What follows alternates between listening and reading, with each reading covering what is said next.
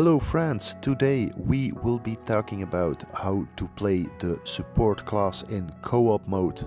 We will be using the classic support deck and our good friend Bosscross will be using the Demon Hunter, Executioner, Corsair, Chemist and Bombardier. Basically the classic top tier co-op decks in the mix.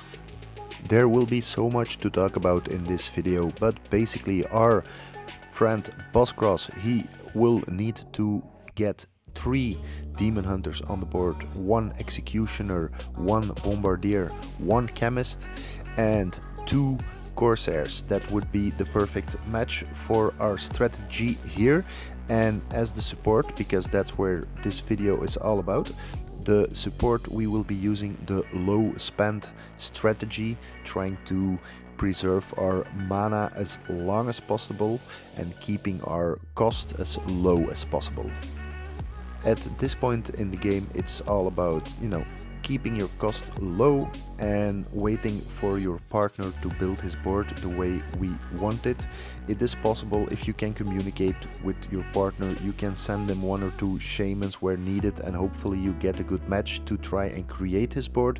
But other than that, you are just saving your mana and building up your mana and keep those shamans for when you really need them. A quick tip until this game gets going, you really need to focus on your card level here and not as much your crit rate, because we're running an HP percentage damage deck, meaning Demon Hunter and Executioner, so the card levels are more important than your crit rate, especially the Demon Hunter. When you're gonna run it with a level 7 Demon Hunter, I think you're gonna need 1 or 2 more Demon Hunters, which will be a disadvantage later on in the game. So try and get your Demon Hunter level 8 or preferably even level 9 or higher. In the meantime, if you were paying attention, you would have noticed that my mate got his ideal board. We got the 3 Demon Hunters, the Executioner, the Chemist, the 2 Corsairs and the Bombardier. So I started with the spam of my shamans. I'm just gathering a little bit of mana now until I can build a nice board of shamans. What our goal is here is we want to get at least 1 tier 7 Demon Hunter before the level 30, the wave 30, sorry, Bedlam. So we already talked about the ideal board. We talked about that we want our Demon Hunter preferably level 9 or higher. If it's only level 7 or 8, you're gonna need a tier 7 Demon Hunter extra during the game. That's how we fix that. What else do we need to know? Another good tip is never summon without a purpose. As a support, you want to save your mana, gain as much as possible, and you want to keep your cost as low as possible. I can't stress this enough. That's very important for the low spending tactic and getting as far as possible in the game. We do not want to fill our boards with the magic cauldrons. It's not a purpose. We do not want that, so keep that in mind. Then another important thing to know is the harlequins and the mimes. You should consider them as shamans. So basically don't waste your harlequins and your mimes unless you really have to, but don't waste them on magic cauldrons or on summoners. Use them on and with your shamans. Really important to know. Okay, we are at wave 13. Our partner already has his ideal board set up, so our only goal is now to get one of his Demon Hunters at tier 7 before Bedlam arrives at wave 30. That's basically what you need to do. You can call this period between 1 and 30, you can call that like the early game in co-op, and that's your goal. Build that ideal board and get 1 Demon Hunter to tier 7. Okay, while we discuss this, it's a good time to start talking about the bosses, because the bosses are a big part of co-op and they can basically make or break your run. So the order of the bosses is as followed. First you will get Tamer, then Gorgon, then Bedlam, then Warlock, Tribunal, and last in the circle is Puppeteer. Also good to know, from wave 1 till wave 60 a boss comes every 10 waves. From wave 60 till wave 100 a boss comes every 2 waves, so that's a good scale up there. And then once you reach wave 100 and onwards, there will be 2 bosses coming every 2 waves. So it's basically 2 bosses. The next wave you will get that new mini boss, and then again 2 bosses, and that's how it continues. Okay, now let's speed things up until Bedlam arrives at wave 30.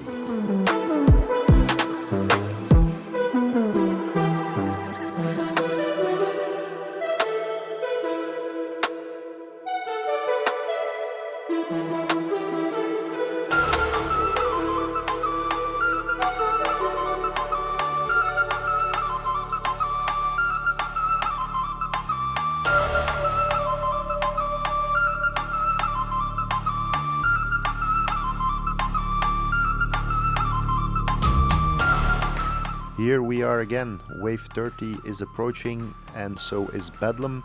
We want to take advantage of his flip. He will flip our board. We want to use the shamans we get out of it, if we get any, to strengthen our partner's board. We want to merge the summoners and whatever we can and get our board ready. That's the first thing we do. The second thing we do is prepare for the remainder of the game. Basically, we don't do very much until wave 50 when Tribunal arrives, but that's exactly what you need to prepare for. In our example here in this game, we will be going for the safer option, and we will be going for a second tier 7 Demon Hunter. That would be ideal before reaching wave 50 when Tribunal arrives. So get those 2 Demon Hunters up there, and then you do not touch your board. You don't do anything, no matter how your board looks. You do not want to spend any more mana than you have to, and you don't want to get your mana cost higher. Very important. Time for another speed up just until wave 50.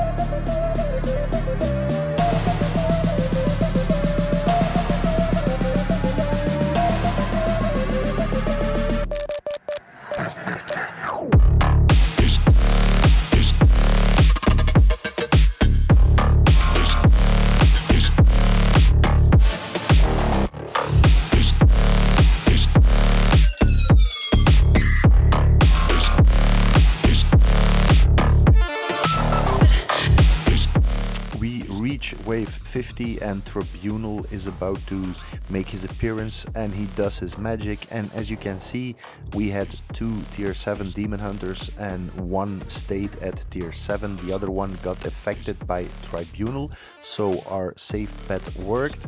My DPS partner's board did not get destroyed or anything. We still good to go. So the only thing I'm gonna do now is try and get his second tier 7 Demon Hunter back on the board, and again save my mana and prevent my mana cost of going through the roof. Also, I want to make it clear that this is the safe option, because you can just stay at the 1 tier 7 Demon Hunter if you want to, and after Tribunal, the next one will be at wave 70, you just have to make sure you can pop your shamans fast enough so you get at least 1 tier 7 Demon Hunter there to kill the boss. but for now we are using the save option, and as you can see, we already got our 2 demon hunters back up and running, so I'm just gonna sit back, relax and watch the show. Let's do a fast forward till wave 70, we get another Tribunal, and we will get another one at wave 82, wave 94, and each time we will be using the same tactic to get our board back up. As you can see, I keep going for the second tier 7 Demon Hunter at least, because that's the safe option, but if your Demon Hunter is high enough level, you should be able to manage with only 1 Demon Hunter. Keep that in mind. But now let's do a fast forward until wave 100. Boom, 100. This is where our hero trainer becomes important. We pop the dummy. We pop it when the first boss of the double bosses, in this case Gorgon, uses his skill. It's kind of in halfway point of the road on our side. Why do we do this? We do this so our DPS partner has the time to kill his bosses before our bosses reach the middle. Otherwise our bosses are going to get in front of his bosses and you're gonna get in all kinds of trouble. Important to know here is you need to do this each time from now on, each time for Bedlam and Gorgon. Those 2 bosses, you will need to use this tactic or you're not gonna make it. Okay, so we are at wave 100 plus now. This is where your rotation from the bosses steps in and you need to know it. So we already discussed what we need to do for Bedlam. As you can see on the screen, I'm popping the dummy halfway there when the first Bedlam uses his skill. That way my partner gets the chance to kill his bosses without my bosses cutting in front of the line. Then what about the other bosses? So what about, what's their names again? Puppeteer, and what about Tamer? Puppeteer and Tamer. Those you basically don't have to do anything, you will just kill them. This leaves us with Tribunal and Warlock. For Warlock, you do not want to use your dummy on the boss itself, but you want to make sure you save it until after the boss. You want to use it on the minion, the mini boss wave, when the mini boss reaches the middle point, basically, where your monsters and your partner's monsters will meet each other. And when they start moving there, that's where you pop your dummy. So it's more important because after Warlock, he will remove your bombs, as you will be able to see right now. I've got my 2 Warlocks there, they are removing the bombs, and in the next wave, that's where you will be using the dummy. So pay attention on the screen right about now, you will see where I will be using my dummy. And that brings us to our last boss, being Tribunal. Tribunal is pretty straightforward, you just kill him, no need to use your dummy on him, but as we did all the other Tribunals before, you will still, after Tribunal, start spamming your board with shamans and get your partner's demon hunters to tier 7, at least 2 of them at least, yeah? So don't overuse your mana, don't get your cost any higher than you need to do. As you can see, I have like a shitty board, but I'm really not caring because I want to save my mana. Okay guys, this is basically everything you need to know how to get very far in the co-op mode. We discussed everything, you know the rotations. I'll say it one more time, very important, try and save as much mana as possible and keep your mana cost as low as possible. That's the trick of getting very far into the co-op mode. Make sure you and your partner know when to use your hero skills and when to do what. So show your partner this video, rewind, learn it, and then just practice, and before you know it, you will be reaching wave 200 and more. So I want to wish everybody good luck, and I hope this improves your co-op skills by a big bunch. And also a big bunch of thank yous to Boss Cross and Power, my two clan bosses, for the troopers, but more importantly for helping me with this video.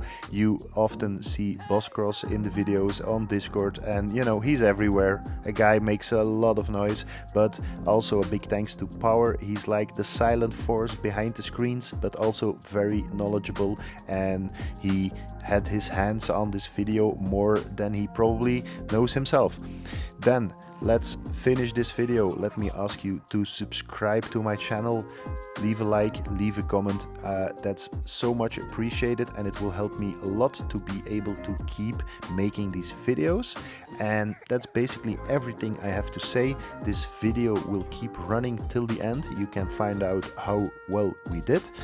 Enjoy the music, and I hope to see every one of you very soon on the battlefield.